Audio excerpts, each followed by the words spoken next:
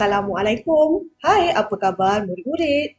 Bersama saya, Cikgu Nur Ain binti Johari dari Sekolah Menengah Kebangsaan Jeneri. Baiklah, hari ini kita akan melihat kemahiran bertutur dan mendengar. Tema yang akan kita bincangkan adalah pertama, pertanian, penternakan dan yang terakhir, perikanan.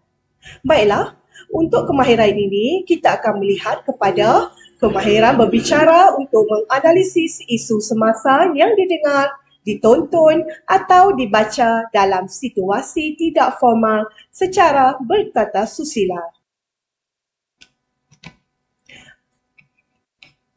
Baiklah murid-murid, kemahiran bertutur. Apa maksud kemahiran bertutur?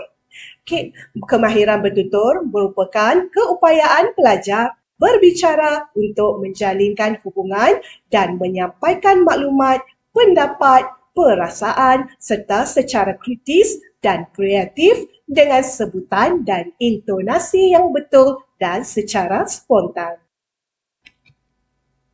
Baiklah, kita akan lihat apakah jenis-jenis kemahiran bertutur. Pertama, jenis sehala. Kedua, dua hala.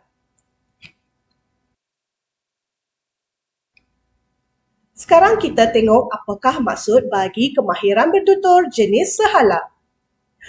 Bagi kemahiran bertutur sehala, penutur sahaja yang menyampaikan maklumat dan pendengar hanya mendengar.